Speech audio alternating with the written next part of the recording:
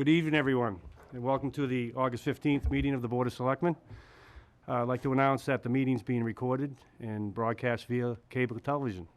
To start off every meeting, we do the Pledge of Allegiance, so everybody please rise. I pledge allegiance to the flag of the United States of America and to the republic for which it stands, one nation, under God, indivisible, with liberty and justice for all.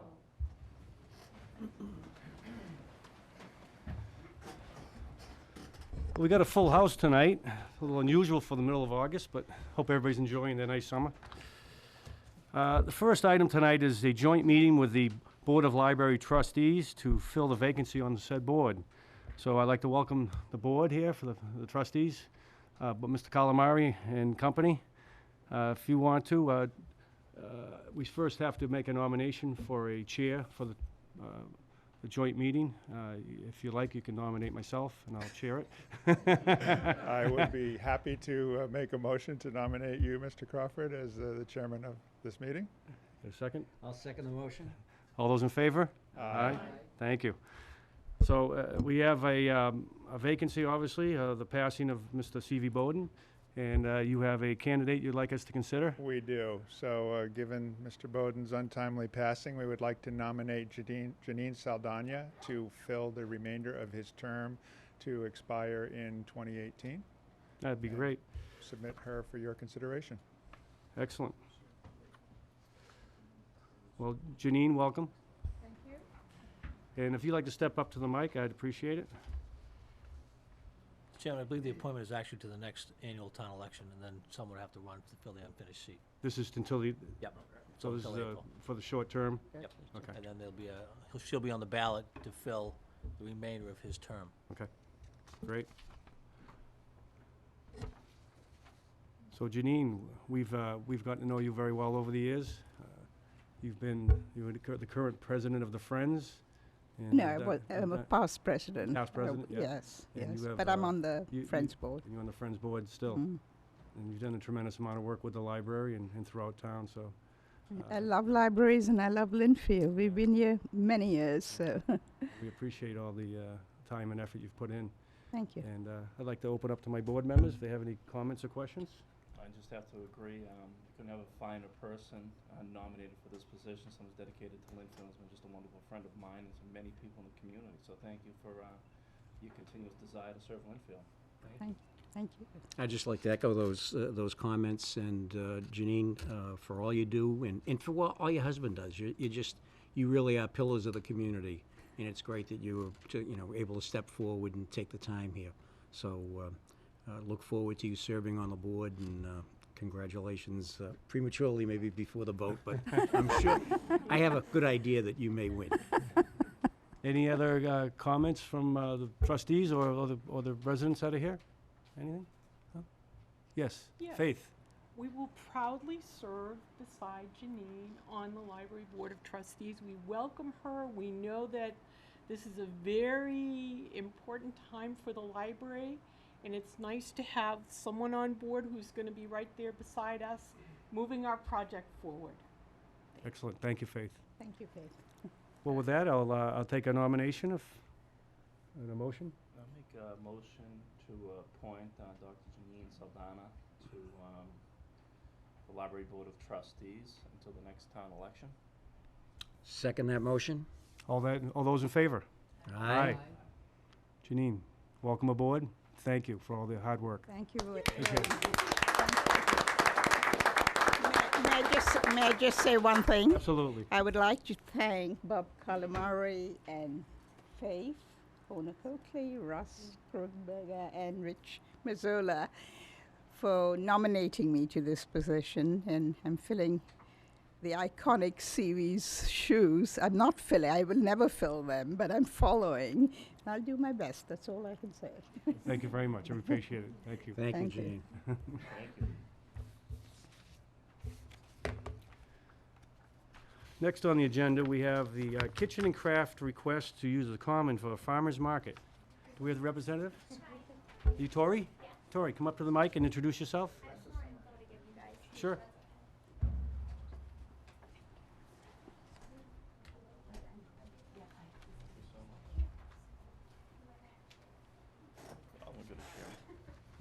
We don't share very well.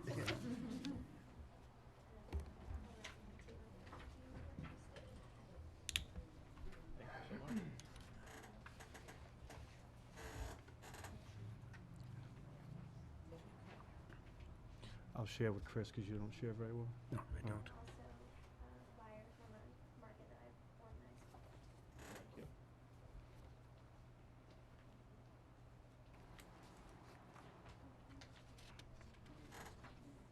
Tori, if you go up to the mic and introduce yourself, tell us your address, and then just give us a brief description of what you are asking us to do. So I'm Tori Kendrew. I live at 8 Fairview Road in Linfield, and I'm hoping to organize a farmers market for next summer. I think it would be a great community event and a way to support local small businesses. Great. Well, I have your application in front of us. You indicate that you want to do it for basically once a month for a 4-month period, Yeah, Oh, that's, I'm just putting aside. and you want to use the town common. yes. Okay. And you indicate that you expect 75 people. Now, is the 75 people your vendors? No, I'm thinking probably 12 to 15 vendors Okay. per week. Okay.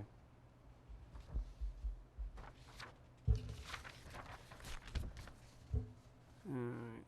Now, the vendors you're going to ask us to consider, you say you are going to reach out to some local vendors, Mm-hmm. which would be some of the local stores throughout town.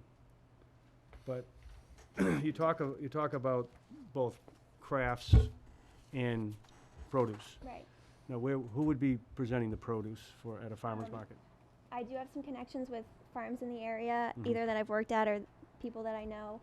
But I would definitely, if this would be approved, I definitely want to put the word out and see who had interest in it as well to get people that way too. Right.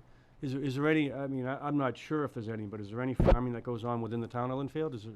I don't know specifically in Yeah. Linfield, but that's something that I would totally look into Yeah. as well, yeah. Because I know some people might have a large enough home farm that they might Right. want to do it. And what would you want the businesses to donate? Would you have them set up a table, or? I was thinking with Whole Foods, maybe have them have a tent. They have the rooftop farm on the store as well, so I was thinking to really promote that at the farmers market. If they were interested, maybe having some of that produce for sale at the market. Mhm. I worked at Whole Foods for 2 years in the marketing department, so I have a connection there, and I'm hoping to have them come and do that. Yeah, what would the other a Century Yoga or a Nike or Lululemon, what would be their point for being there? Advertising, a way to advertise, maybe their social media or their stores. Mhm. Center Yoga, I'm hoping to maybe have a free yoga class during the farmers market on the common. Right. So to talk to them about that. Okay. But in general, this is the other vendors coming into town and selling their goods. Right. For profit, obviously. Yep. And it's more of a commercial activity. Yes. Would you be renting or selling the table space? I would be to cover, advertising costs and any permits that I would need to pull. Okay.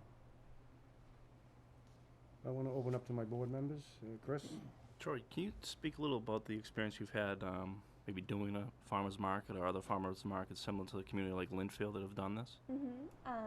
I go to a lot of farmers markets myself, and I know a lot of people in town that I've talked to have shown support and said, it's so crazy that Linfield doesn't have this themselves. Doing farmers markets, it's a really good experience. I've done a few myself. It's just a really cool community to be a part of, and such a great way to connect with other small businesses too. Sure, anything? Dick? I guess my concern, and maybe it's not so much addressed to you, Tori, but to my two colleagues, is the use of town property for a commercial venture. Mhm. I mean, I look at the common as an area that typically has either charitable or civic events going on there. Mhm. So that's my reservation on this whole issue. And I think, quite frankly, too, whenever you have an event there, whether it's Rotary or Veterans Day, we end up with the street being blocked off, a police detail, DPW gets involved in moving things around. Mhm. So it's not as simple as just saying, okay, Yeah. vote on this triangular piece of land and Right. do it, so. That's my contribution to the discussion. I don't know how my colleagues feel on that particular matter. Are we advocating to block that road? 'Cause I've seen On my oth- application, I don't think I put to block the road, but I guess depending how you guys feel about it, or I've seen events before without the road obviously blocked. So I do understand the concern, Dick, you have on that. Yeah. Is this, now when would be the first one that you'd want to do it? it would be next summer, so May 21st. So this isn't something you need our approval tonight? No. This is just to start to look at it, because I think those are some good questions. Yep, that Dick has, I agree. what I'd like to see is some other communities like Linfield that have done this Mhm. and see the success. I know you said that a lot of people say, why don't we do it? I'd like to kind of look into that, and if you Yeah. could provide us more information, and maybe we could contact those communities ourselves and Mhm. see how beneficial it was to them, or if there's any pushback they've had. Yeah, I can definitely do that. Yeah, there's a little logistics problem with the center. As you know, there's no large parking area other Mhm. than over here in Town Hall. Right. And typically, if you're gonna do any sizable event down there, you have to shut off South Common, Mhm. which now you get into police details and a congestion of traffic going down Summer Street. Mhm. I talked to the chief of police today about it, and he hasn't signed off on this because he's not in favor of it. Okay. And he thinks, like myself, we like the idea of a farmer's market. Mhm. I just don't think, it's not a good location for it. And the parking's not good. People wanna pull up to a market, be able to get out of the car and go see, Mhm. you don't wanna walk 100 yards in most cases. Locations like the middle school parking lot, something like that might be a better type location. Okay. And I'm not saying that location might get approved, Right. you have to talk to the school committee about that, but that's something where there's parking, there's plenty of space to set up your tables, and it's much easier to get in and out, without having to block off a street, Mhm. okay? Yeah. So those types of things are what we're looking at, and also our DPW didn't sign off on it for some of the same reasons. Mhm. So we're looking at what might be a better fit, and honestly, a commercial venture on town property isn't what we use town property for. Right. Well, I think that's initially why he had said to come tonight, because that is the case, that Right. it's not usually used for that purpose. Right, we have plenty of nonprofits that we let use it, Yeah. and of course, civic events, and it isn't a typical use that we want to have a precedent of start using it for commercial ventures. Mhm. So I think you might want to look for, I like the idea of a farmer's market, but I might look for other locations Okay. within town that might fit better, Okay. okay? Mhm. All right. Anything else, please? So can you get us information on other Yeah, I will communities? I'd like to, definitely do that'd be that, for great. sure. Yeah, sure. Any questions from the residents? Anything? Are there any nonprofits that you're considering partnering with? I haven't yet, but that's definitely something that I would look into. And a portion of the proceeds could go back to Right. the school committee if it was on middle school grounds or something like Mhm. that. Yeah, that's a really good idea. Okay. Anything else? Great, thank you, Tori. Thank you, Appreciate it. guys. So Thank much, you. Thank appreciate you. it.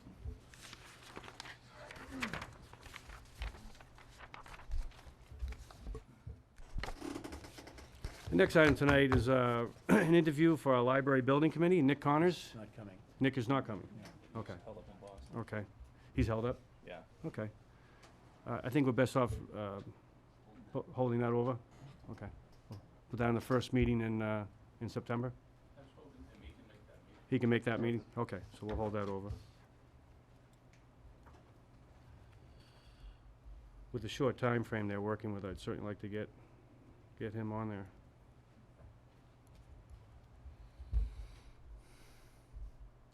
Next is the request for stop signs at Hart and Juniper Roads.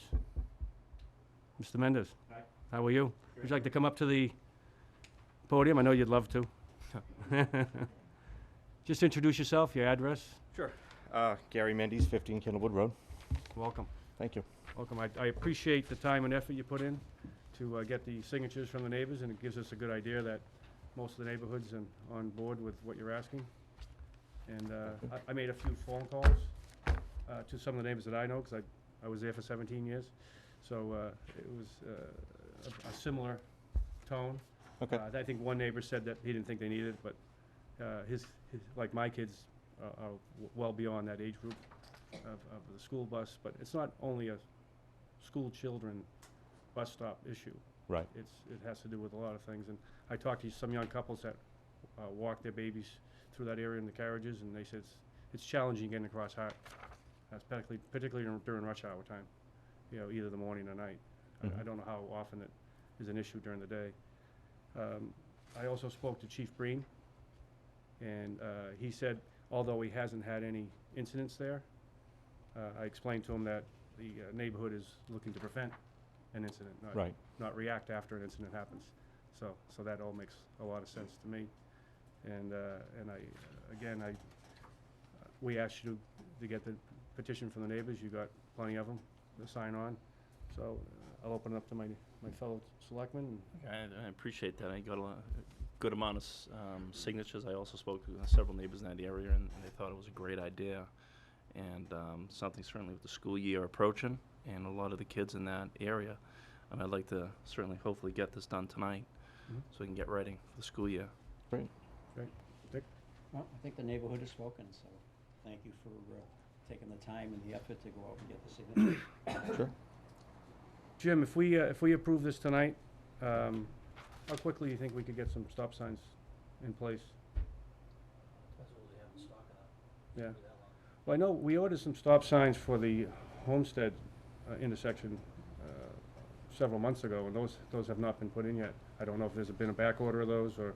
Yeah, I don't know what they have for Yeah. signs on hand, so if they have the signs on hand, they go up pretty quickly, otherwise they have to be ordered and however long that takes. Sure. Well, and, hopefully we can get that done before the school starts. If not, we'll Be get the great. order in right away. But in the meantime, any comments or questions from the residents? Anything? We live in the neighborhood, and Yeah. that's why I'm here today.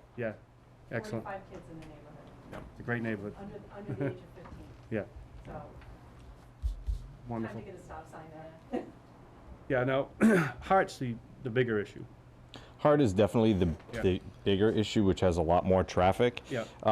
But Juniper can be an issue too, not Sure. so much on the side that I think you raised your family where it's on the maiden the side, maiden right? end, yeah. But where Hart kind of cuts over there's some overgrowth, and Mhm. people kind of fly through to go left on Candlewood to go down Perkins and then Chestnut. Sure. People go flying through there all the time, and I think a stop sign would certainly slow people down.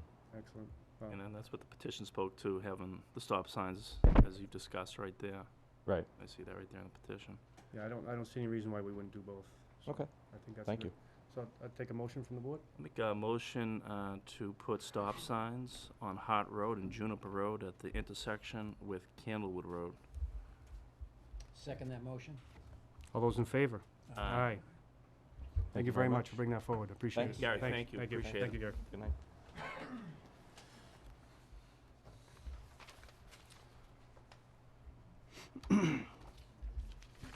Next is update on Perry Ave area drainage issues. Ed from the neighborhood is going to speak. Ed, come up to the podium behind you there and just introduce yourself. Tell us your address and what's going on Perry Ave. I'm Ed Board, 3 Deer Road, right next to the Beaver Dam Brook, which comes onto Main Street and right by our property. For a number of years, the railroad bed that runs through the Reedy Meadow has really acted like a dam that affects something like 25, 30 homes on Worthmore area neighborhood and Perry Avenue, of course. We're concerned that if we have a significant storm like a hurricane, which would probably result in a power outage and significant rainfall in a very short period of time. If we had to go 2 or 3 days without power when the sump pumps don't work, and I have something like 3 sump pumps in my house, and I think some of my neighbors have as many or more, we literally would have to evacuate the neighborhood. I mean, the basements would be water sogged, and the leaching fields wouldn't operate properly. And Lynn controls the water level, so we really don't have any method or opportunity to reduce the level of water over a period of time. In the past, as I understand it, the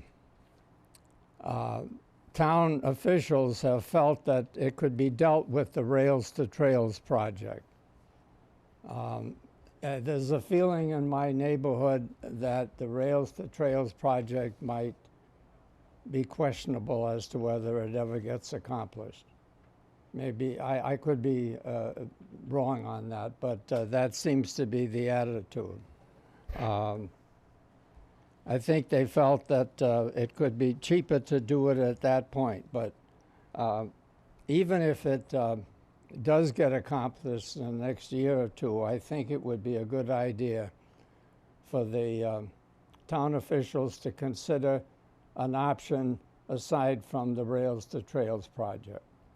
That option being talking on a more formal basis with the MBTA to see if they would again consider the issue.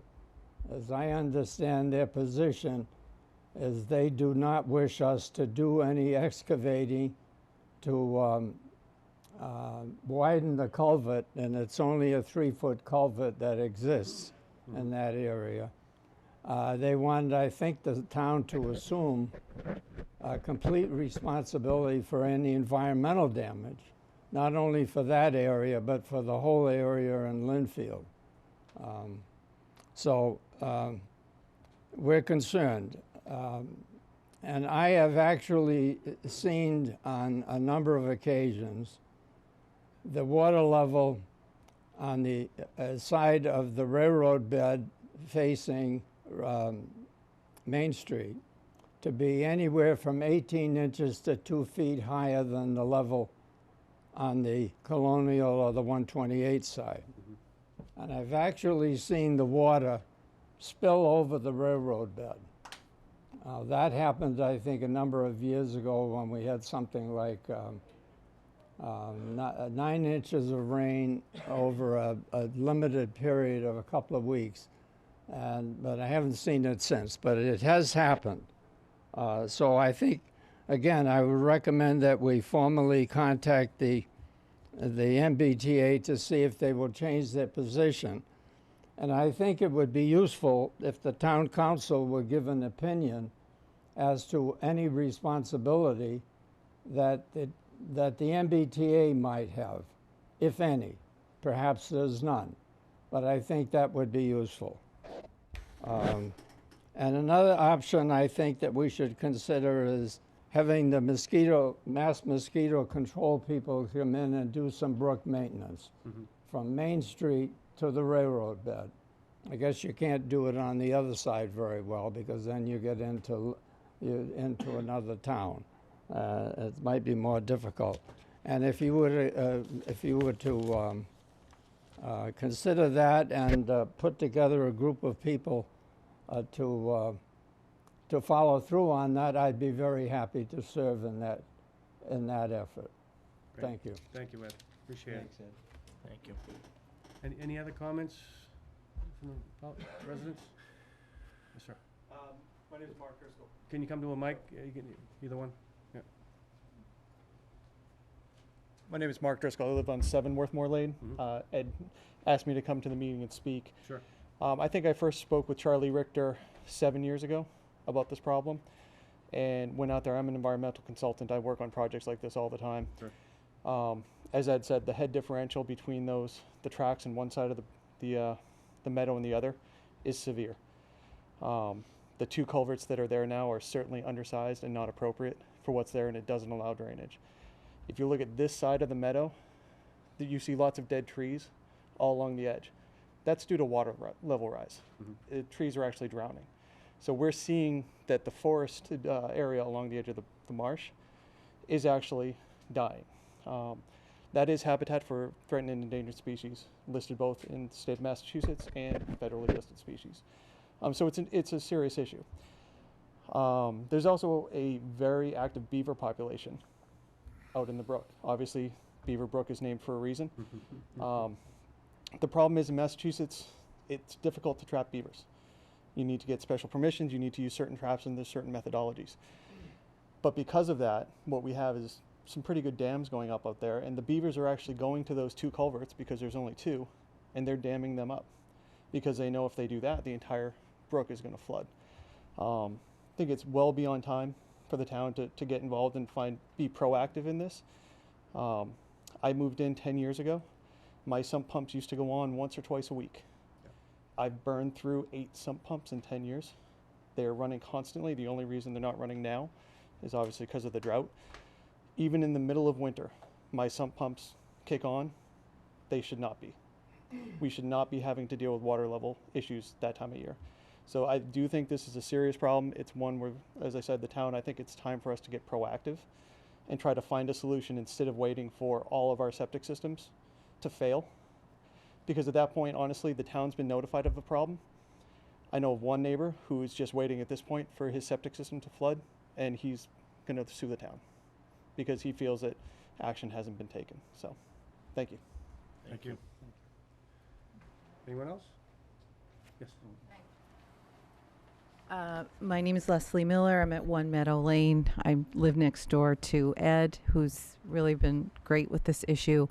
We moved in about 4 years ago, and we've had some flooding, but what's really concerning is the tree line of the conservation land abuts right against the yard. So that's basically the trees are getting wetter and wetter. I understand that there used to be about 10 feet of tree line, that the water level has just encroached closer and closer to the property line.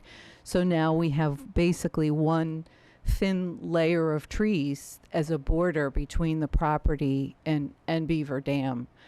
And they're leaning. We had somebody come from the conservation group and look at the trees, and she said, yeah, it's a problem. The trees don't like when they get their feet wet, and they're leaning toward the house.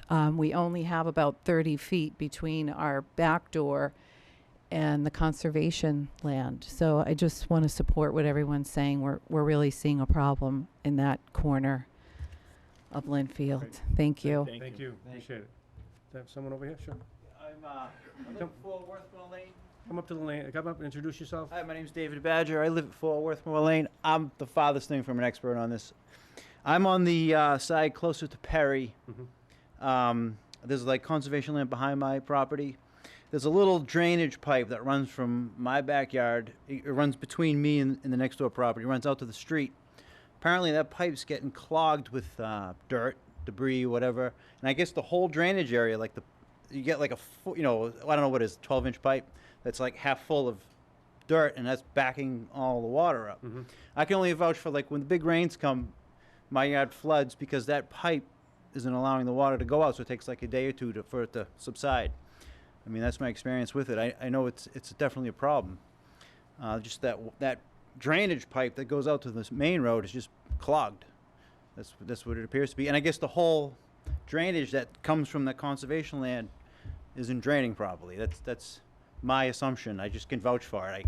I live there. I've seen it happen. Sure. So it's my 2 cents for the matter.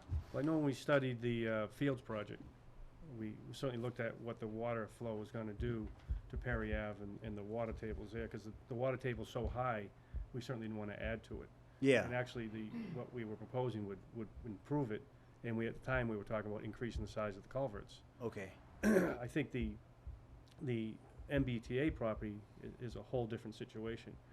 And I don't know if DPW wants to chime in.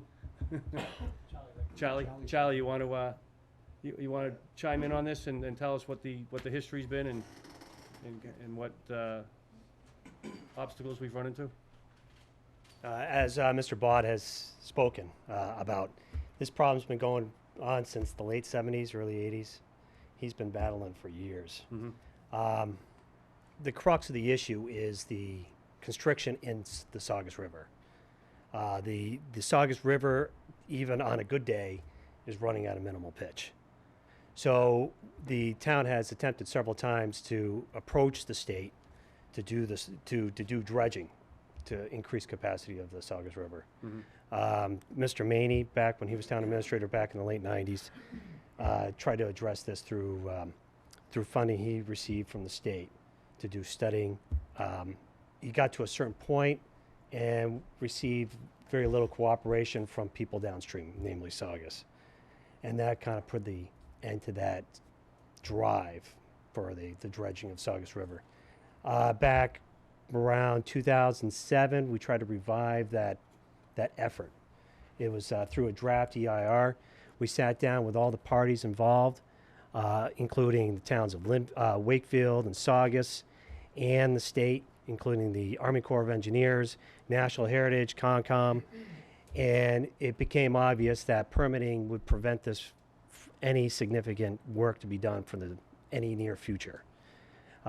During that conversation with the Army Corps of Engineers, we devised some type of remedial plan to help alleviate the issues that the people over Worthmore Lane were having. Some of the issues that over there included beaver dams, the debris blocking the culvert entrance and underneath the MBTA railroad bed. So under conversation with the Army Corps of Engineers, we thought it best if it was breached. In the meantime, the MBTA, the railroad bed was inactive, and is inactive, and the hope was to receive permission from the MBTA to do that. We felt that would be minimal impact downstream, but provide at least some type of factor of safety for the people over in Worthmore Lane and Meadow Lane. After approaching the MBTA on the breaching of the culvert, they came back with a requirement to be indemnified against any hazardous materials that might be found in the railroad bed during excavation, and that put the end to that. Unfortunately, the town wasn't willing to indemnify the MBTA due to the high risk. So the hope was that with the Rails to Trails, with an insurance policy, this work might continue. But we waited until that was to move forward so that the town would have that insurance policy in hand. Unfortunately, the Rails to Trails doesn't appear to be moving forward or very, very fast. So that's kind of where it's kind of sat. Well, even if the Rails to Trails did move forward, I don't know exactly where it is right now. It'd be several years before we got in there. Even funding alone is a few years away if we get funded at all. So it doesn't solve any problem for the foreseeable near future. So what do you see as the initial contact for us to look at to try to make some progress here directly with the MBTA? I think with the MBTA and some type of backing down of their requirement to indemnify themselves against any contamination that we They might want us find to over. indemnify them in case they find In case hazardous materials on their own property. Correct. If we found, during the Makes a lot work. of sense, yeah. Chad, what type of materials are they speaking to? Any hazard, I mean, that railroad bed has been active for centuries, and they're concerned about any spills that might have occurred along the railroad corridor. I'm not sure if they are concerned so much with the creosote and the ties, but due to I think the lack of proper documentation of any contamination that occurred along that railroad bed, they're concerned with any excavation. Do anything to help out the neighbors, because certainly we've heard this issue, you said since the 70s, and of recent a lot, and they certainly deserve attention to this matter. So it's in MBTA's hands. There's nothing Linfield can do right now. Unless we indemnify the MBTA, correct. Is there concern that the land abutting the bed is Reedy Meadow and one of the most protected areas in the country? Is that They're not concerned with that at this point. They're more concerned about the indemnification. Well, their own liability. Their own liability, Right, correct. right. I think if we were to move forward, if we were able to have the MBTA meet in the middle somewhere with the town, we would go ahead and further explore the breaching of the culvert. So my understanding when we met with Ed was that there's a request now currently before the MBTA, is that right? Well, there was a request back in 2010 that was active. Right. And then I have since contacted the MBTA to try to revive this push. I have received little feedback from them. And that request has been in for a good month at Oh, least, it's been right? 2 months. 2 months, Yeah. Can we say, we certainly have done this before, but have the MBTA come before us with an update and give us certainly some input on where we are in the process? We can invite them, and You know, we've certainly done with that Mass Highway a number of times. I'd like to hear from the MBTA on this issue. yeah, I think that would be. We can get their engineers in front of us. Jim, you think that's a possibility for a, you know, think they'll come? I But- know the neighbors will all come. Well, just for the board, the connection with the rail to trail wasn't so much that we would do this with the rail to trail. Yeah. We would sign the lease for that property, so we don't have the right to go out there and do any work right now. It's not our property. Right. So we would have the lease with the MBTA that would let us do the work, and would have the insurance as part of the rail to trail. We have to get insurance over any contaminants out there, so we'd have the insurance to do the work.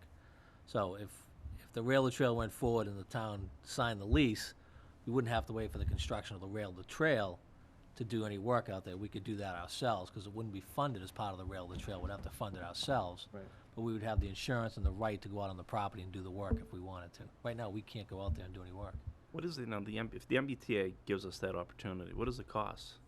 What are we looking at for cost? For our insurance policy? Well, no, just the overall project itself. Put a couple Fix- new culverts in to expand the. Well, drainage. the plan was just to full breach it. Yeah. So it wasn't even to replace it with any culvert at this time. So the cost, we've gotten some preliminary cost of just the construction alone of around $30,000.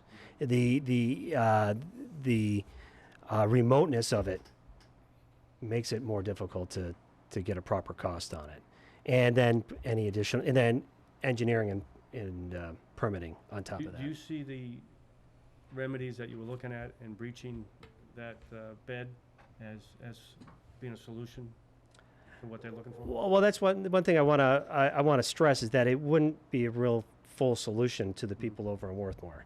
It would provide them with an additional factor of safety during the larger storm events, when the water levels spike, and in case there was debris or beaver activity that was restricting any of the culverts over there, that would increase their factor of safety. The true remedy for all of it is the dredging of the Saugus River. Mhm. And that we don't see happening for many, many years. Is the bigger issue there the actual water table for the whole neighborhood? Is it that Yes, high? yes, it's the water table. It's not really surface water as much as the water table. Mr. Bod has issues with water table. With the water table, Mr. Hathaway has issues. He's a street over on Worthmore, Yep. and he has issues. The whole neighborhood has issues with high water. So is there anything in the short term? I heard the word debris being mentioned, all right? Is there anything that DPW can do to at least get some of the debris out of the way? There isn't any debris at this point. What happens though over the course of a year, sometimes debris does wash up on the culverts. We do regularly look at these culverts to see if they need to be maintained, especially during a hurricane or oncoming large storm event. We go out there and take a look. If there is debris in front of the culverts, we remove the debris. But there isn't any issue at this point with the culverts. Obviously, we're in a historic dry period here. So at one point, the Beaver Dam Brook was dry. So I don't think Mr. Bod or any of the neighbors probably have seen that happen. So. You probably think it's a good time to work on it. Right. Yeah, exactly. Well, I wish it was as easy as that. It's just sending these guys out to do the work, but obviously there's permitting issues, and there's we've had the mosquito control out there once to do maintenance on it in the it was about 2007, 2008 time period. They've gone out there, they cut down trees that have fallen, but the real issue is the Saugus River. There's nowhere for the water to flow. I wasn't aware of that. I'm not sure what pipe he's referring to, but I will take a look at it. Yep. Well, we will contact the MBTA and get that conversation going again, and see what inroads we can get with them and what we need to do to address the issue, because it's not gonna go away. Right.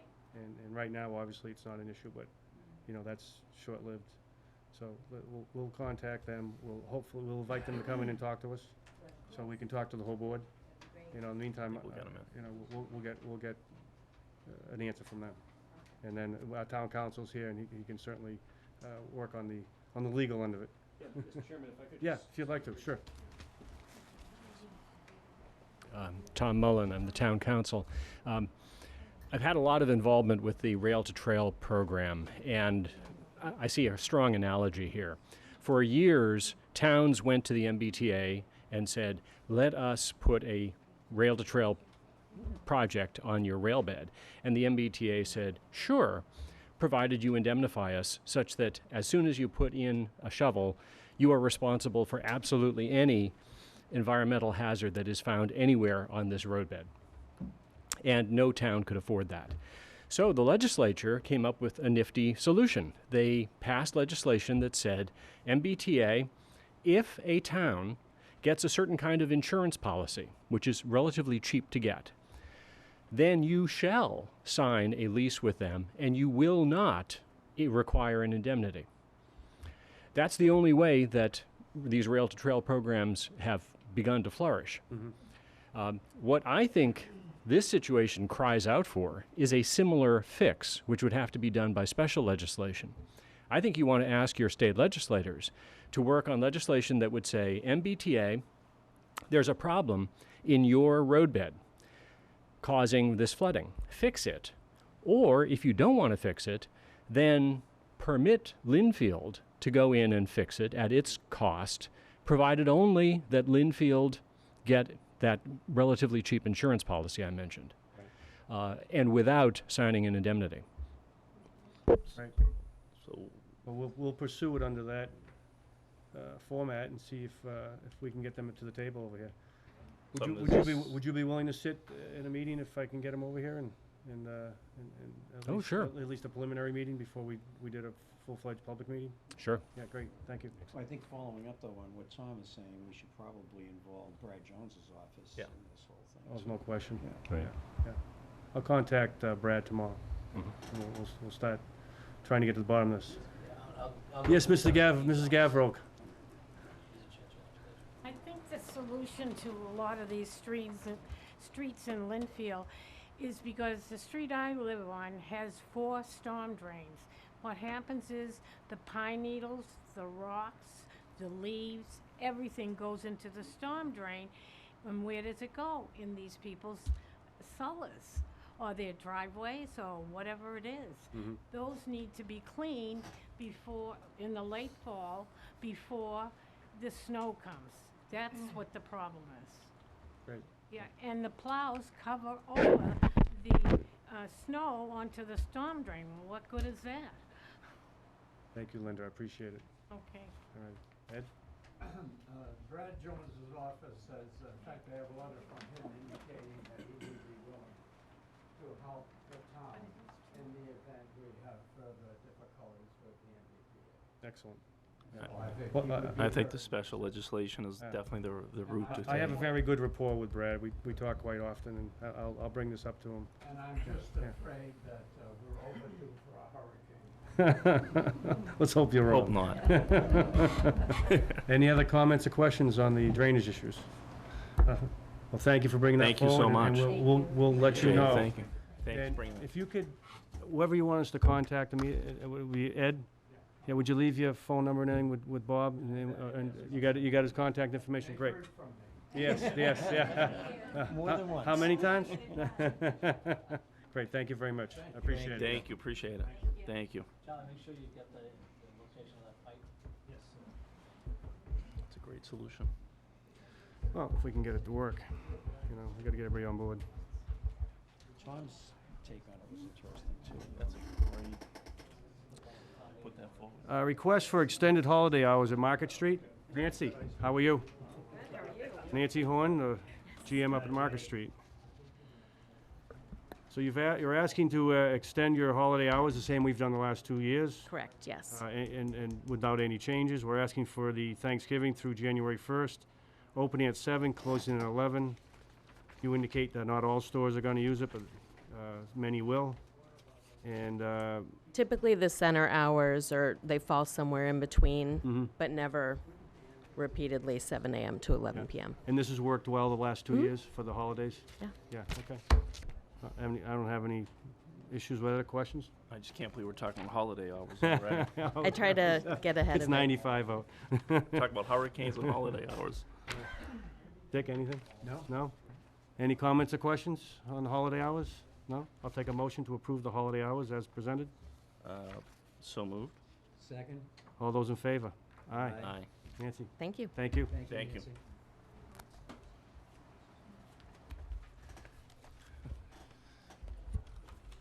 Request for permission to work on town property, Ryan Road, to comply with the Conservation Commission order. Mr. Mahoney, welcome. How you doing? Very good. Good. Okay, tell us a little bit of what's going on down there on Ryan Road. Well, there was bocce going on. Yeah. Irish bocce. But back when I built my house 10 years ago, I more or less extended a wall out about 2.5 feet, just a section of a corner of it and everything else. And lo and behold, I find out that I'm on town property. Now, I've had conversations with Hayes Engineering, Concom, and all this, and more or less want to put everything back to where it was before. But we have had wall issues before in the past where my neighbor always gets flooded. All right, so we more or less built a wall straight across, mainly level, and ever since that point he has not been flooded. So I don't know what the, I think we got permission from Concom to keep some sort of a wall, but to also pull back what I had extended out for a bocce court. And I'm willing to more or less do what I guess I talked to Charlie about it, about doing it in the fall when they basically lower the level of the pond down, put the silt fence up. It'll all be done by hand. No machines will be pulled in. It was done by hand before, putting it all in. And putting vegetation up and more or less doing what Concom wants me to do to have this all resolved. Yeah, we have the Hayes Engineering report with a restoration sequence that they've listed. And that's the plan you plan on following? Yeah. Obviously. And Concom has blessed this, do we know? They're blessing it as long as I get town permission. Okay. So that's more or less. Our permission to get on town property. On town property. So you go ahead with this plan. And go ahead with that plan. Right, okay. Charlie, do we have any issues with this? Not really. I think he's gonna have to have proper insurance to protect the town against any damages that might occur on town property. Okay. I'm not sure if Mr. Mahoney has that as a private homeowner. Are you planning to have a company do that for you? Yeah, I was planning on having a company out of Middleton do it, which would be bonded. Okay. And would have the proper insurance to do the work. So yeah, then I don't think we would have any issue with that as long as Concom, as long as he did it at, once the pond was lowered. Right, as long as the house and the town's protected.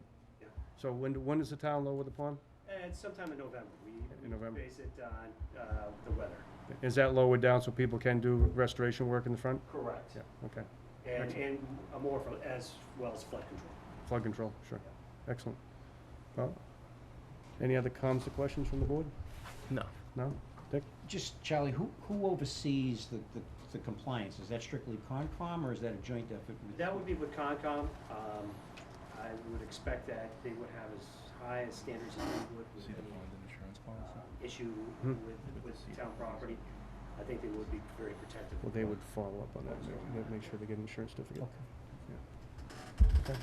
Well, as long as we get the proper insurance in place, and you say even if he's bonded on top of that, that's great. All right. I don't see an issue with it. I'd take a motion to approve the permission to work on town property for Ryan Road. So moved. Second? All those in favor? Aye. We also get a call to Concom to make sure that they know that this was put in place. Can we notify Betty in the morning? All right. Thank you. Thank you. Yeah, we'll let her know. Thanks, Steve. Mr. Mullen, can we go over the historical restrictions on the Center Farm?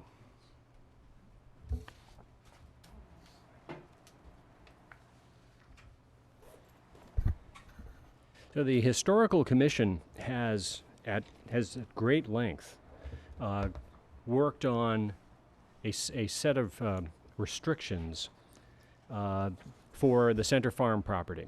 Because the idea here is the town would sell it to some private property owner, but of course we'd want to make sure that that owner and all successor owners would preserve the building and the grounds in an historically appropriate way.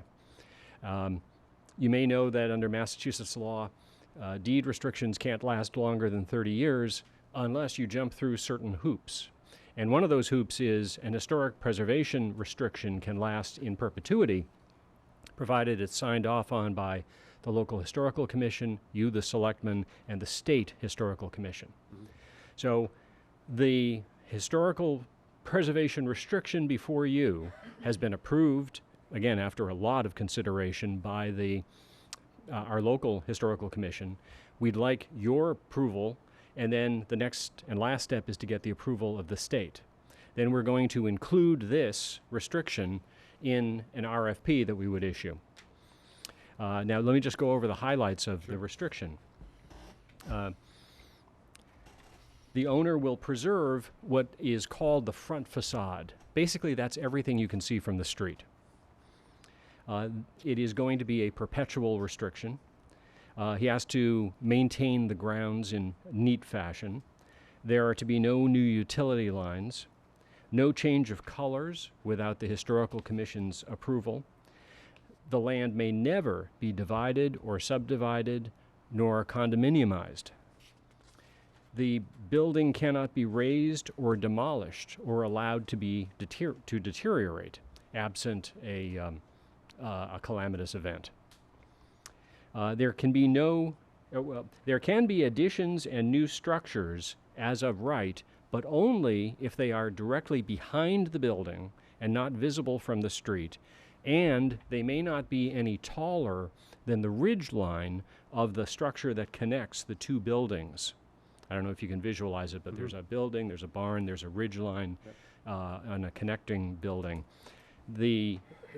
Any structure or addition behind the building has to be no taller than the ridge line, which is the lowest point. So in effect, it's invisible. And it has to be something that would be allowable as of right under the zoning bylaws. And the owners would be free to change the interior, because again, we're only concerned about what is visible from the public way. And you may be concerned about the mural. There's a kind of famous mural that's in the building. The RFP will deal with that by providing that within 30 days after purchase, the town has the right to remove the mural and take it and put it somewhere else. That's not something that would be in the restriction, because again, the restriction is in perpetuity. And in a nutshell, that's it. I'm happy to try to answer any questions. Well, I appreciate all the work you've done on it, and Faith and your board. I know it's a lot of due diligence to get this right, and as much as we wanted to get this thing on the market, we certainly wanted this right before we went back to the state and then obviously put it out for bid. There is a couple of blanks in here that I don't know if those have been filled in on a final copy, but you have the baseline documentation. Yeah, there are blanks on the first and second pages. Let me just briefly explain those. Up at the top, of course, we have to fill in the names of the parties and the date. Below that, there's, in the first whereas, there is a description of the structure, and the State Historic Commission has already taken one look at this, and they've said, we'd like you local folks to write something about this, the significance of the building. And so we're leaving that to the Historical Commission. I haven't seen their draft yet. And then on page 2, the third to last whereas, the baseline documentation shall consist of the following: 1 blank, 2 blank, 3 blank, and 4 blank. This too has to be left to the local historical commission. By baseline documentation, I understand them to mean we want photographs.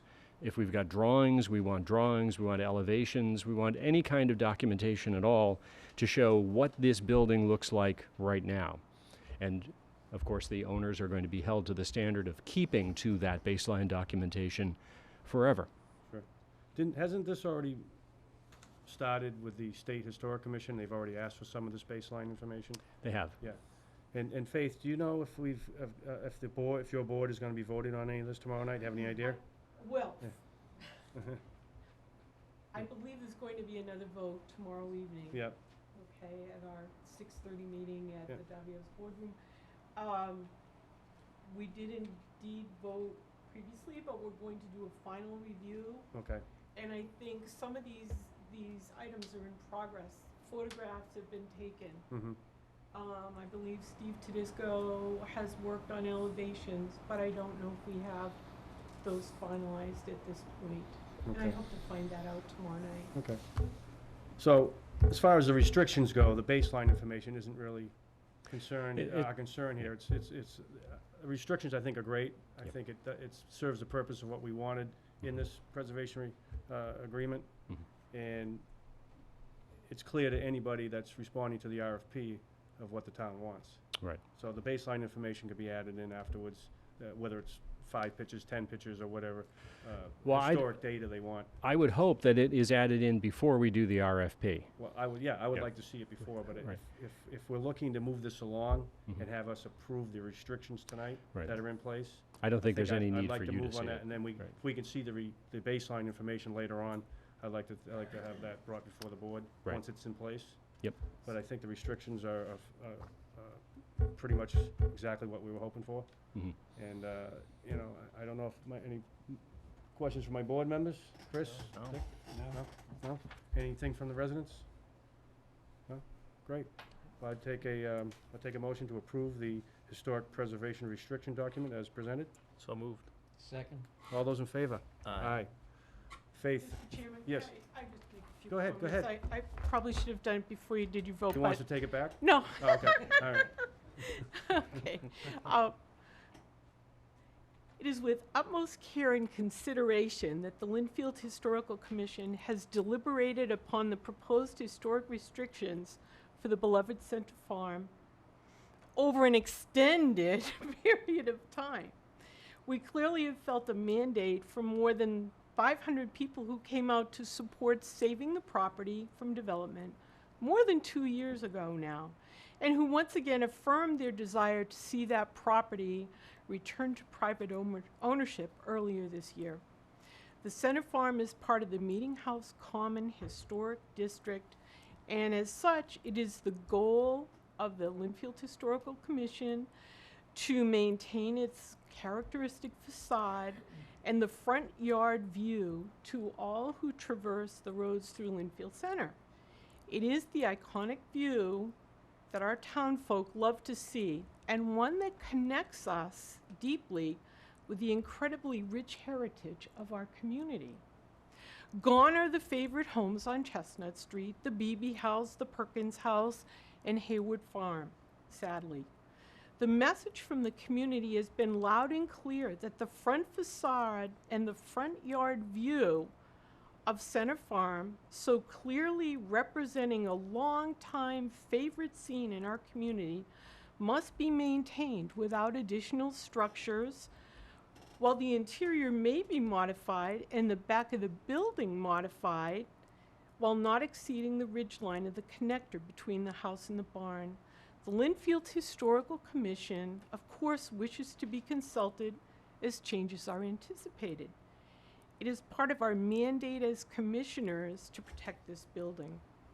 The LHC is grateful to Tom Mullen for his guidance and his patience in working with us to create this preservation restriction document.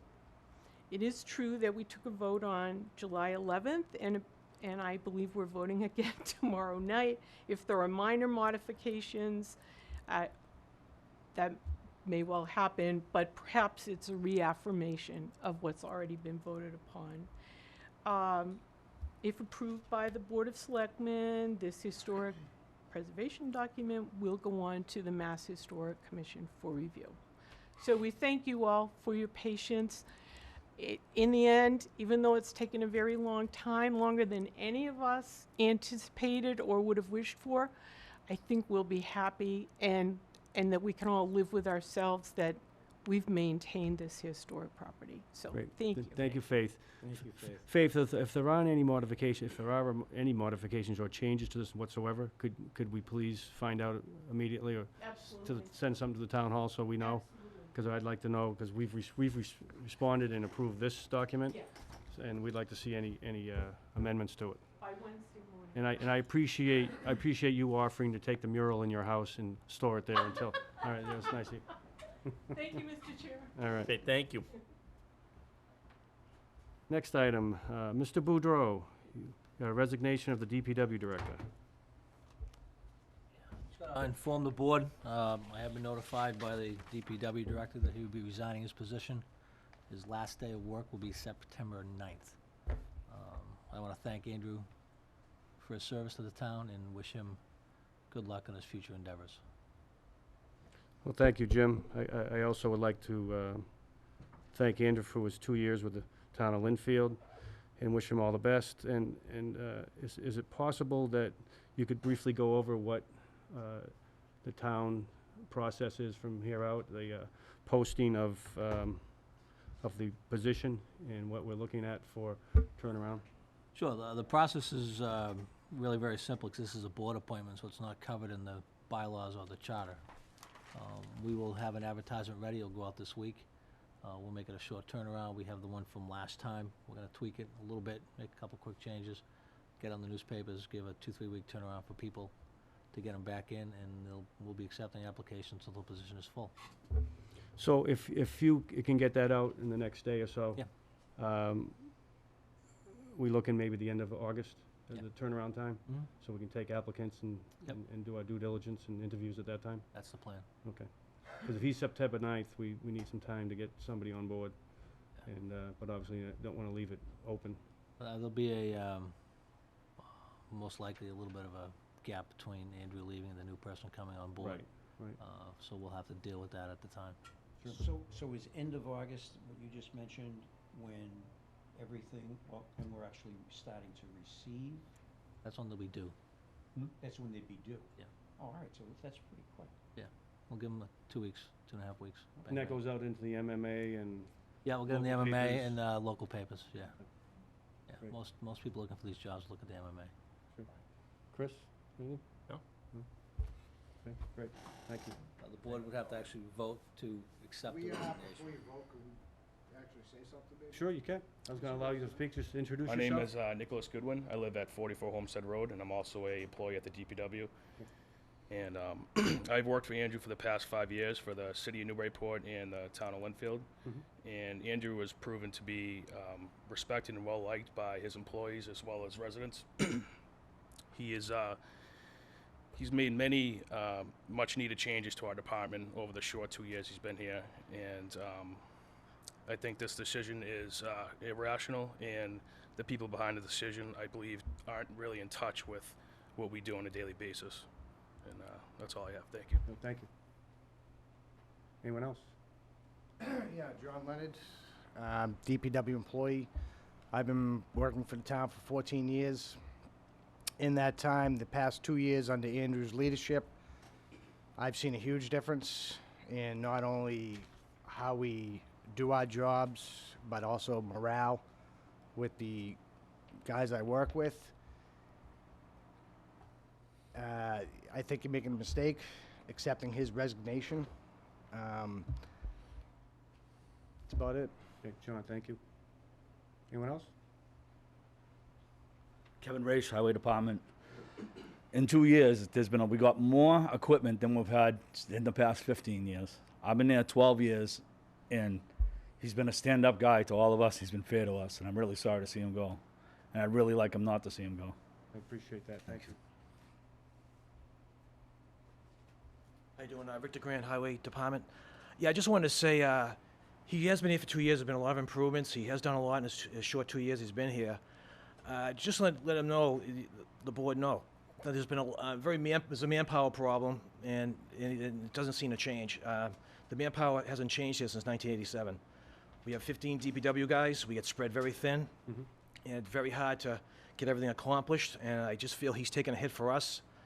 That's all I have to say. Great. Thank you. Anyone else?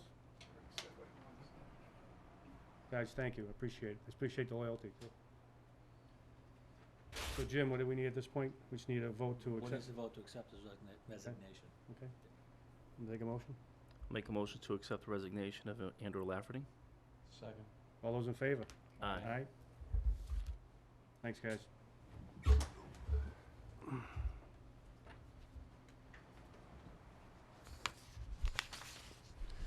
Next, we have the appointment of an election officer.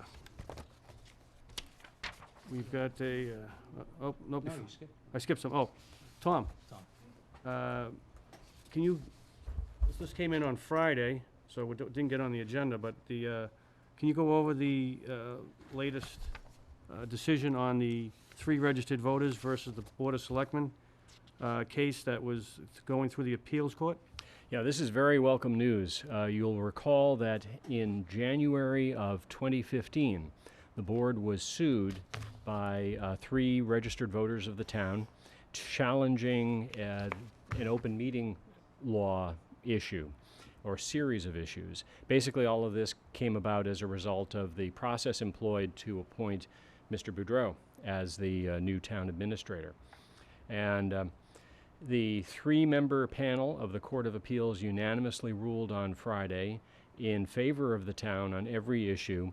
This was, incidentally, the first open meeting law case to reach an appellate court since the 2010 overhaul of the open meeting law. The issues in brief were, first and foremost, the fact that the board used serial individual interviews with the candidates.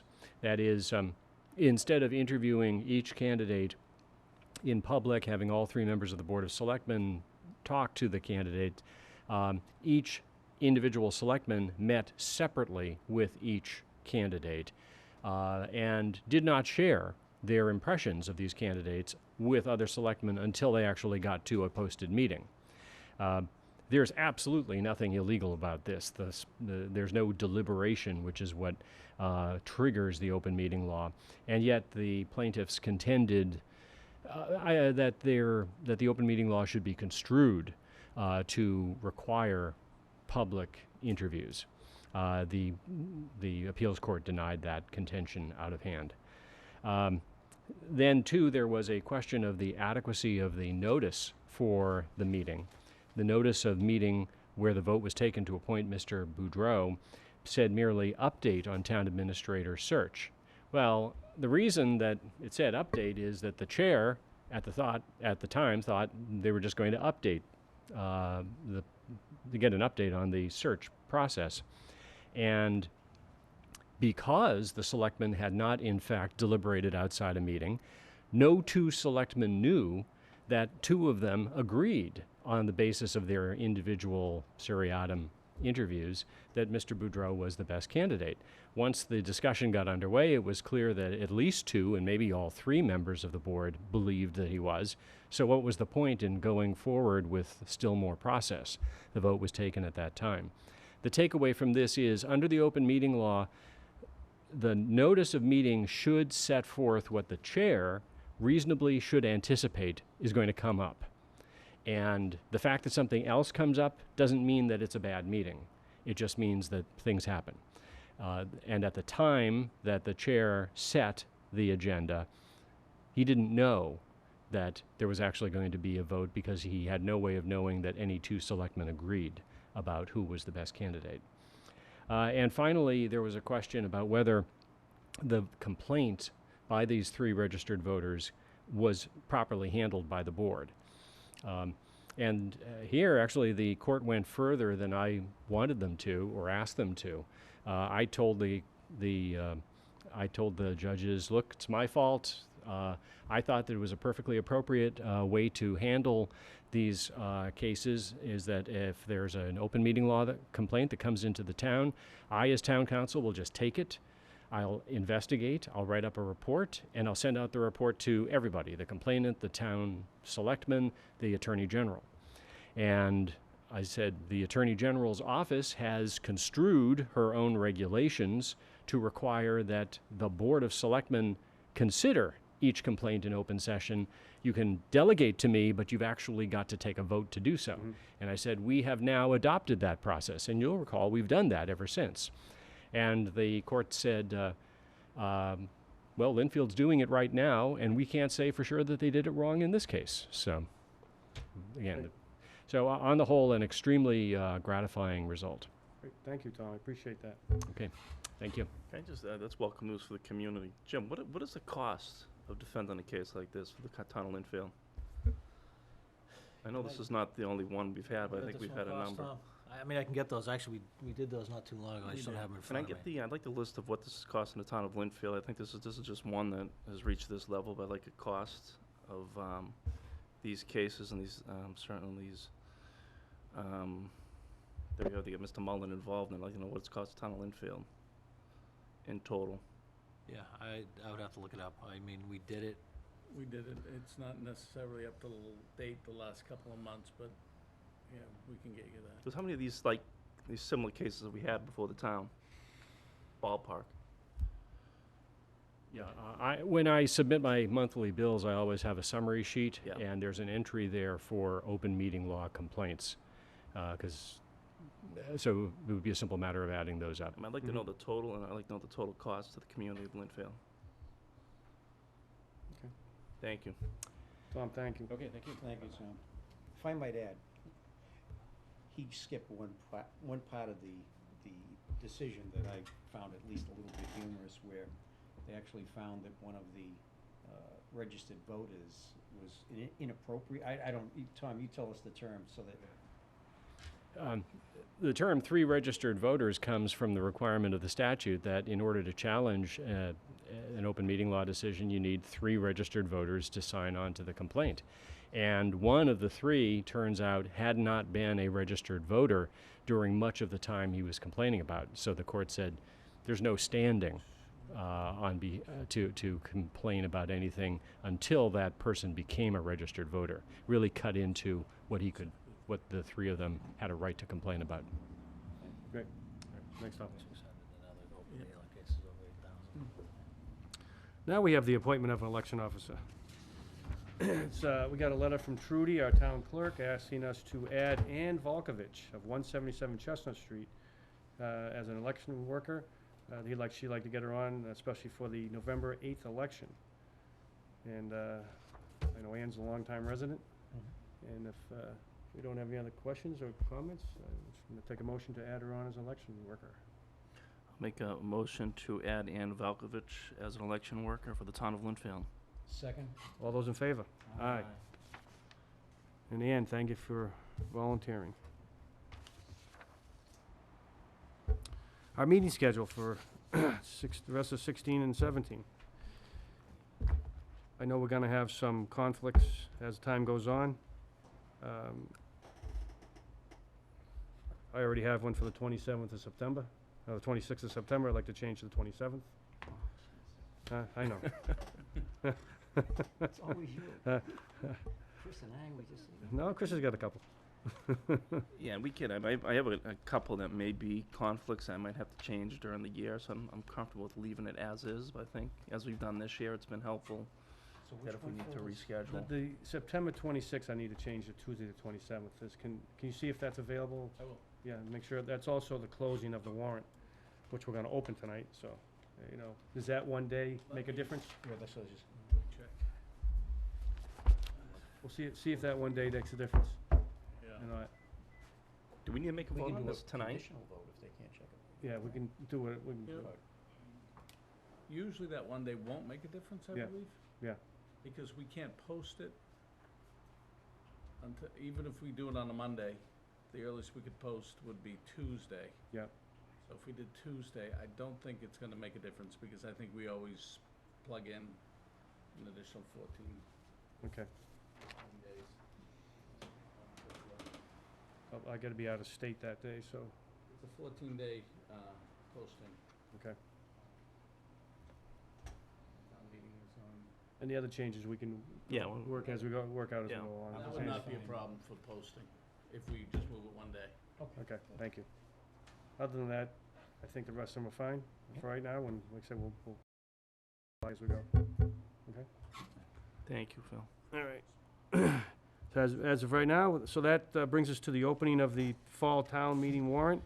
We're gonna take a vote to open the public, and the residents to be able to present articles for the October town meeting.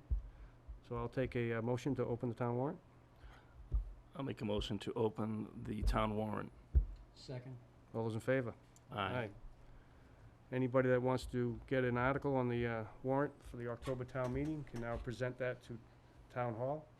Mr. Curtin will be waiting patiently for those. Also, if you want to present to the board in September, please get on the schedule if there's a warrant article you'd like to present. Mr. Mullen, did Tom leave? He did. Okay, well, I guess he won't do that. I guess I'll do this. The Needham Road zoning update. The ZBA had a meeting 2 weeks ago, and they elected, and I think it's been in the papers, to continue the meeting to their September meeting. I believe it's September 6th. Is that correct? Yeah. To finalize the wording on the cease and desist order, so they can then vote on it.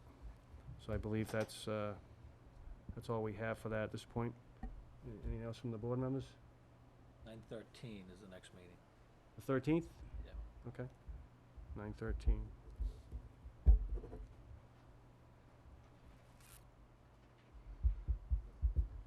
Pearly Burl.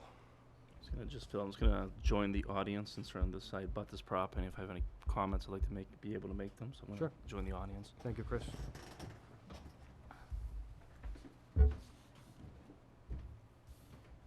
That's over there.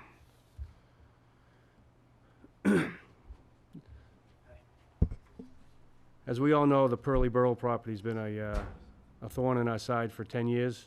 We've gotten to a point where we've gotten the first mortgagee to release their mortgage. We're working on the second mortgagee, which is Global Partners. They're the energy company that had a $2 million second mortgage on the property. They're working with the third mortgagee, which is Michael Marullo, who's a resident, and also Mr. Pedoto, who owns the property, to try to work out an agreement where the property can be turned over to Mr. Marullo. He's already presented a subdivision plan to both clean up and build on the property. I think it was very well received by the neighbors. We had a little stumbling block over the summer. The Global Partners and Mr. Pedoto could not get along. They couldn't come up with a final agreement. They've told me to give them another month, and they've told me that 3 months in a row. So I think we're at a point now where we should look at our alternative solutions. If they're never going to work their differences out, we have to look and see what's in the best interest of the town. At this point, we have a remedy that I think is a good solution for us to put into fruition, into a motion now. We can authorize our town council and our tax title attorney to foreclose on the property. There's been legislation under the Brownfield Act that the town does not become liable for the environmental cleanup by doing this, if you do it on tax title. And we would be able to put the property back up for sale. Of course, at this point, we know we have somebody that wants to buy it. And it would be the same process as they're trying to do now. Instead of him getting the property through the second mortgagee. They would get it through the town. They'd still have to pay the taxes on the property. And it just takes a little longer to get there. So the process would take approximately 5 to 8 weeks to perfect the title. And what that does is that removes all mortgages on the property. And the town takes title of it, and then we can immediately put it out for sale. So that's what I would like to propose that we do at this point. If my fellow member here has any comments or questions about that? No, I just think it's appropriate at this time to, after months of delay and installing on the part of Global and whoever you want to lay blame on, but we're not making progress as a town on this, so I think proceeding with the foreclosure is appropriate at this time. Okay. And I would offer a motion that, and I guess, should we be in the motion delegating to town council and to, or instructing town council and the attorney representing us in the foreclosure Mhm. to proceed? Yeah, Attorney Capola. Attorney Capola. Yep. So, Yep. So, yeah, so you make a motion to proceed with the foreclosure proceedings and authorize the firm of Capola and Capola to file the motion in court. yes. Would that be proper? Yeah, okay. Okay. Is that good? I'll second that. All those in favor? Aye? Aye. Okay. So, Jim, could we get that Yep. working, going tomorrow? I did speak with Attorney Capola today, and I told him we would probably vote on this tonight. And they're ready to work on that immediately. And and what you may not know is these, when you have somebody that's 5 years in arrears in taxes, they have everything ready to do this immediately. So they've already gone through the process of getting the tax title taking ready to go. So all they have to do is present it to the court, and they can do that in one day. So I would hope sometime in the middle of September we'll have a good idea of when this is going to happen. Probably middle to the end of September, the town will be able to take possession of that property. Okay. You can come back now, Chris.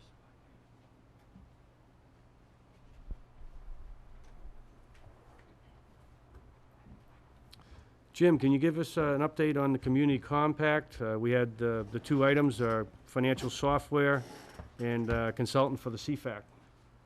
Yeah, we got a $20,000 grant for the consultant on the capital study, capital plan. I did put an RFP out for that. I received 2 responses. Selected Mark Abrams of the Abrams Group. I called Mark today. We're trying to get together and get that one started. Mhm.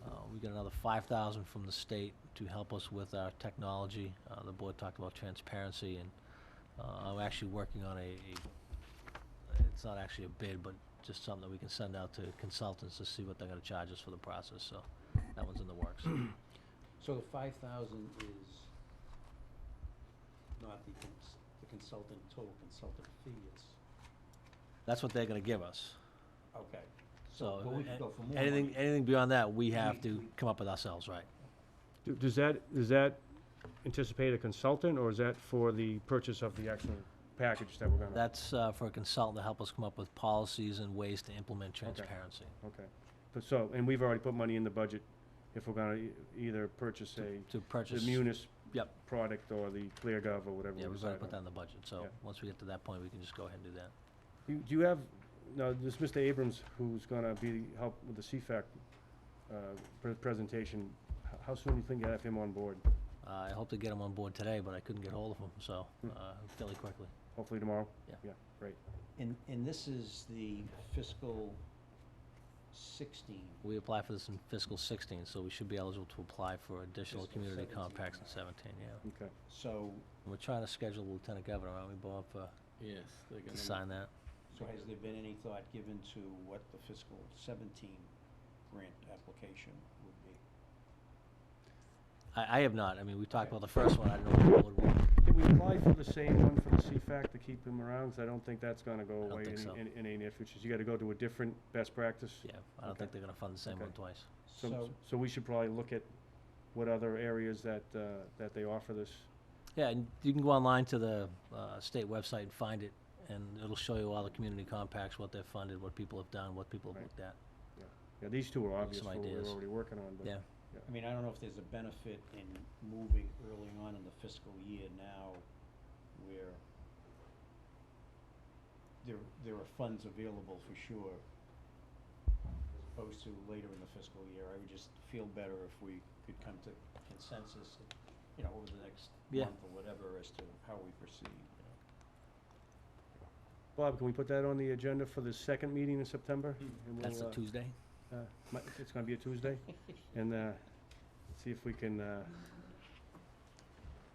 if I get back on time, we'll talk about it.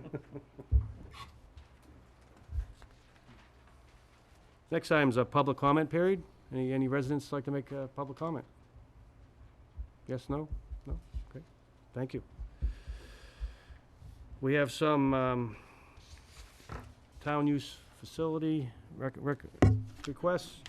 First one's for the Best Buddies Road Race. It's a 5K road race and walk and festivities to be held at Market Street on September 25th. It will start and finish on the Market Street property, and it'll go through the Glen Meadow area. The event will start at 9 o'clock, with all runners anticipated to be off the roads by 10:30, and I believe registration's at 7 in the morning until 9. So I think these are great events. They're well attended. Would you like to speak about it? Sure. My name's Craig Welton. I'm the director for Best Buddies Massachusetts. Welcome. Thank you for considering this. And Yeah.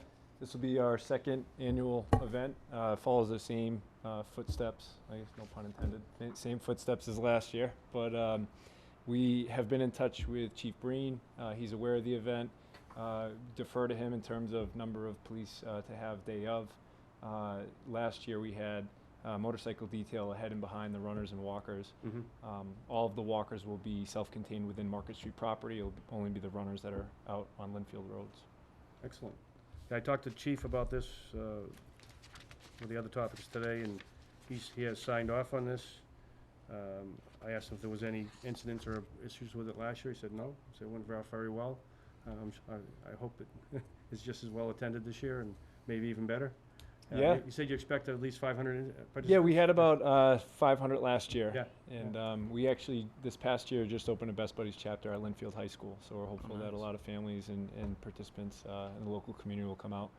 We also have strong chapters in Wakefield and Peabody as well. So we draw a lot from the North Shore. So I think it'll grow a little bit. We don't anticipate it to be much larger than it was last year, but about the same. Great. Well, thank you for everything you do. Well, thank you. Appreciate Thank you for the it. support. Any comments or questions? No, thank you. No? I'll take a motion to approve the use of town facilities for the Best Buddies Road Race. So moved. Second. All those in favor? Aye. Aye.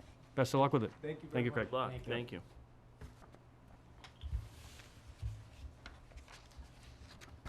Next one is for the Rotary Club, and I believe we have Jason Kimball here to address this. This is the request for a First Responder Day for September 13th. Good evening, Jason Kimball of Linfield Rotary Club. Excuse me, thank you for the opportunity to speak tonight.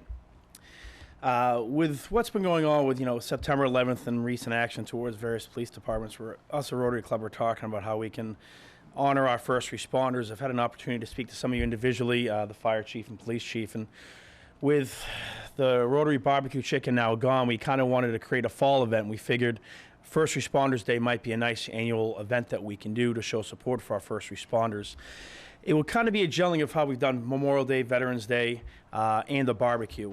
For some of you that have been to the barbecue chicken over the years, the chicken always seems to get burnt or it's half cooked, and we've hired caterers, and it never really seems to work anymore. But Mike T. Corrado does an awfully good job of cooking for about 400 or 500 people on Memorial Day by just doing burgers and dogs. So we're thinking about taking that aspect, doing it in the fall the way we used to do the barbecue, and having it become an annual event. Depending upon how far this can go, I kind of thought up the idea about maybe a month ago, so it's kind of in the baby stages, and I've had an opportunity to speak to some of you, as I had stated. And so we're looking at doing maybe a brief 10 to 15-minute ceremony, similar to Veterans Day. It's quick, it's nice. Probably do that around 5:45 or so that way the people coming back from Boston have an opportunity to get back. And the final times are still kind of moving and everything, and then after that we'll have an informal barbecue where the police and fire can just, be appreciated for the great things that they do. So it should be a very nice event this year, depending upon whether it's town funded, Rotary Club funded. Ideally, what we'd like to eventually do is get this on the town calendar, the way Veterans Day is, the way Memorial Day is, to have it truly be a town event, and then Rotary Club can assist with the organization of it and doing fundraising. I know the fire and police each have their respective associations, so Rotary Club could be doing fundraising for those associations while we manage the aspect of, the town manages the aspect of paying for the type of a barbecue. So I think it will be very good. So you're looking at an event from probably 5:45 to maybe 7 o'clock. Usually Memorial Day, the barbecue lasts about an hour or so, and people get in and out, 15-minute long ceremony. I think it'll be a really, really nice event when people are coming back from the summer and honor our first responders. I thought about just doing on September 11th, but that falls on Saturdays and Sundays, and that becomes awfully hard. And usually the second Tuesday, so we always had done the barbecue, we always had great turnout for that over the years. So I think it'll be a great thing, and hope that you folks would approve our use of the common and consider possibly down the road probably finding money in the budget. I think Memorial Day usually costs anywhere from $2,700 to $3,400, depending upon what we think the numbers will be for feeding people. That number slides, so it wouldn't be a big chunk of change. But I think if we can get this on the town calendar, it becomes an event like Veterans Day and Memorial Day, which are traditionally some of our biggest town events, and I think it'd be a great thing for us to do. So, Jason, thank you. I appreciate you putting this together and coming up with this idea. I think those are well attended. The old Rotary barbecues are always well attended. It's also a good way for everybody after the summer to get back together and see everybody in town. So, and it's certainly a great way to pay tribute to our first responders and thank all our fire and police personnel. So, I think I commend you for it, and open up the comments to my board. No, I think this is, I think the Rotary Club goes above and beyond. I think we're fortunate to have the best Rotary Club in Linfield, and we have some of the finest serving in the fire and the police, and this certainly is a challenging time right now in the country for the police and fire, and I think anything we can do as a community to demonstrate our strong appreciation for them. I think this is a wonderful event, and kind of get the Rotary back active in the fall. I think that's always a great events, and the Rotary's always has the best events, some of the best, and I think it's a great idea, Jason, so thank you for your dedication. Appreciate it. Sure. So I guess my question to my colleagues here is there some monies available where the town can participate to some degree in the funding of this? I think that there's a number of items that potentially have been talked about that maybe it's not the food this time around, maybe it's miniature flags for the kids. There's a whole bunch of ideas, and there's different things. You could have the fire department, police department emblems on the flags, and it just makes it for kind of a more festive occasion. There could be some cost associated with some entertainment that's been, again, nothing's been finalized, but a lot of conversations. So I know Commissioner Evans is the Boston Police Commissioner, has been asked on the availability of the Boston Pipe and Drum to have them come. So I think it would, there's things like that that at least are being thrown around. Sure. And we could really do it in a very nice way that would be very enjoyable for everyone in the town. But I think we have some monies that we can move around a little bit, I think that might be very helpful to the event. I think that's just, you're thinking about hoping about 3,200 around that ballpark. It depends. If you take a look at Memorial Day in the past, and again, it's all weather driven. If you have a rainy day, there's rain in the forecast, you're not talking many people. So if you're talking a nice Tuesday early in September, you're talking 400 to 600 people. Again, that number really varies, but again, this is an idea that I hate to say it came late in the game. It was something we came up with. I came up with about a month ago, so it's late. So I'm more forward thinking for that, but obviously if there's something the town can do, because like I said, what I would eventually like to do is have Rotary Club focus in on doing fundraising for the Police and Fire Association with support from the town for some of the hard costs, or there's a hybrid in there or something like that. But if it gets on the town calendar, you know that's something that's going to happen every year, whether Linfield Rec has a hand in it and can assist down the road, or however it is this can develop. But this could really be a nice town event, I think. Well, that brings us to Jim. If looking at how the budget's laying out for the October town meeting, do you think that we might have an extra $3,000 in the budget that we could put towards something like this? $3,000 might be pushing it. 2,900. There's not a lot of discretionary money in the budget. It really depends on what we want to spend it on, because we are kind of constrained on some of the stuff we can spend it on. But if Jason had an idea how much he was looking for from us, I could see what we could find. You know, some of the stuff we can do, obviously, unfortunately, something like this, you have to have police details. So the town would cover the cost of the police details. We wouldn't charge them for the police details like we would a regular event. So you're laughing, but if you're gonna have 400 people in the common, we're gonna have to have police details. It's kind of ironic. They're gonna have to work for their own celebration. Is there a cost to the Fife and Drum Corps when they come out? Is there a cost to that? At this point, no one's mentioned cost, so I'm holding my breath on that one. I wouldn't hold too long, Mr. Dalton. You know there's going to be a cost associated with everything. I don't think they'd want it for free. And that's not actually... No, if you go to their webpage, what it does say is they'll charge for weddings and events like that. But on civic events, it leads you to believe that, you know, it's... Probably for a nice donation, I'm sure they might want to come out or something. But So what was the plan otherwise? The Rotary was going to... Rotary was going to pay for this no matter what this year. Right. This is something that we wanted to do. But problem solved. but I am before you now asking if there is an opportunity for maybe not this year, but if not next year, because as you know, Veterans Day and Memorial Day is great. One of the reasons why it's great is that it's budgeted for. When you have that and you have a town employee managing those things, which is why I think this would be good to be Rotary Club and Rec. That way it is on the town calendar, and that, I mean, it's not a very complicated event to put together. We're going to have food. We're going to have a 50-minute long ceremony. I mean, when I was a part-time veteran service officer, you can put these things together. It's not too complex. So I think that, you know, but with the town's hand in it, it's not something that might be nice for a few years and then it goes away and somebody says, well, that was a nice idea a few years ago. Whatever happened to that? You know, if we actually get it on the town calendar. So. Right. It's certainly a lot easier to budget it for next year. Well, that's what I mean. After this year, right? Yeah, Plus, exactly. we can put money in the budget for next year, and there's Right. things that you know. I'll sit down with Jason. There's things we can help out with this year. Right. But I think what's our total budget, like 16,000? What, our Expenses? department? Yeah. Yeah. I mean, So we're down to we 2,700 hold now? off on ordering new stationery till July 1st, even though the election's April. I don't even have my name Can we get his name on something? You know? I was crossing it off, writing it in by hand. Dick. Well, I see his Aren't there computers that you could just put it on there? Yeah, Bob Kern took care of that. You get a printout right there. It says Richard Dalton or something, So, I think. I'll start with Jason. I'm sure there's some stuff if he's got some. This year is I said this will be the rough year, and I think after this I can probably submit a would-be budget to the town administrator. I think it'd be great ongoing. I think Yeah. something that we do every year, and it's in the budget. As Dick said, something like flags or something like that. We could probably do something like that. Hmm.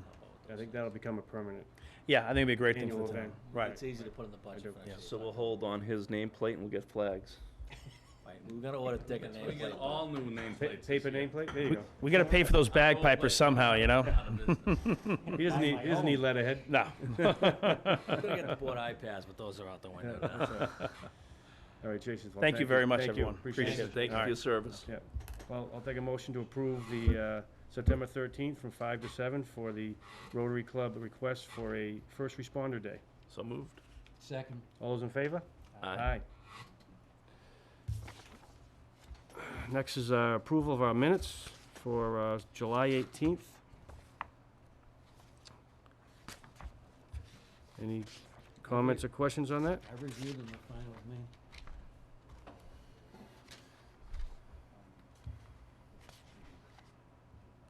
I had no issues with it. Nope, Chris? fine to No? me. Take a motion to approve the minutes of July 18th. So moved. Second. All those in favor? Aye. Aye. We also have a proclamation, the Mystic Regional Emergency Planning Committee. This is a committee the town already belongs to. It's Mhm. set up under federal and state statutes relative to emergency planning. This is relative to regional emergency planning. Yep. And one of the requirements is that the town issue the proclamation annually in support of regional planning for emergency situations. Yep, there's 22 communities on this. Yep. Yep. Yeah, we've done in the past, and it's Everybody just in the North Shore practically. Yeah. Well, I'll read it very quickly.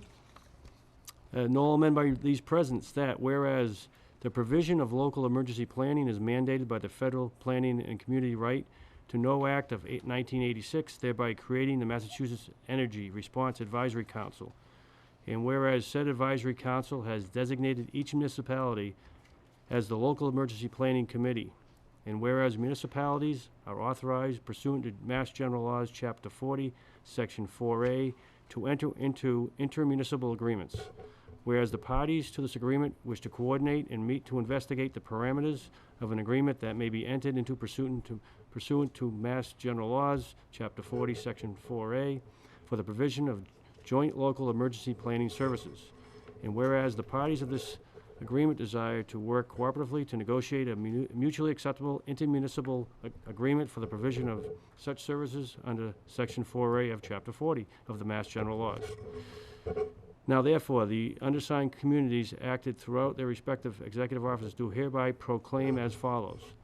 This agreement is intended for the 22 undersigned communities to accept local plans and to share resources. The parties here to agree to designate individuals to meet regularly to plan for regional emergency planning services, subject to the approval as required by Section 4A of Chapter 40 of the Mass General Laws. The parties here to agree that such representatives shall use their best efforts to complete a suitable regional plan, subject to necessary approval by the local executive authorities. Such plans shall clearly state 1. Its maximum term and duration not to exceed 25 years. 2. The maximum financial liability of the parties thereto to be determined by the authorizing votes of their respective municipalities. 3. The authorization of the necessary authority to enter into such agreement. 4. The method of keeping records of services performed, costs incurred, and reimbursement add contributions received. 5. The keeping of financial accounts and issuance of financial statements to the parties. 6. The method of the payment of the bills and invoices. 7. The method of withdrawal of a party for such agreement. 8. The method of appointing officers to serve in such commission. And 9. All other necessary and relevant provisions incidental to the operation and effectiveness of municipal contracts and finance. And 10. A resource list comprised of personnel and equipment from, but not limited to, public works, fire, police, emergency management, school, housing, health, and the executive department of each community. And that's it. I wish they put it in bigger print.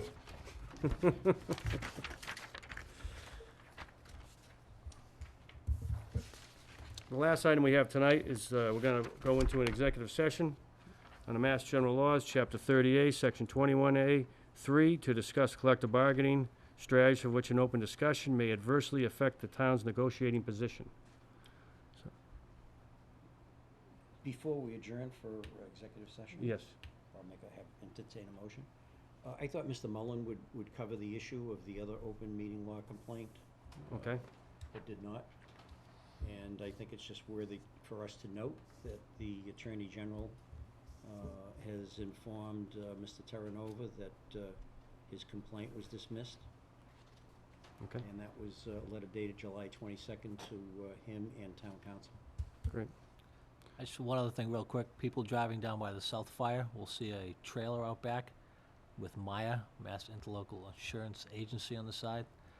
That is a driver simulation vehicle, and we are running our police department, fire department, and DPW employees all through driver training in that simulation through our insurance company. So if you take a ride down, it's actually pretty, did they start today, Mark? I saw it down there today. It's pretty neat if you have a chance to go down there and take a look. It's a pretty neat trailer. So we actually signed up for that over a year ago. it's so busy we finally get it out here. So if anybody's Great. down there, take a look at it. No, thank you, Jim. Okay, well, now we're gonna enter executive session. We'll finish the open session. Thank you and good night. Do we have to take a vote on that? We have to take a vote, right? All those, roll call vote, all those going in executive session? Chris? Yes. Yes. Now, good night.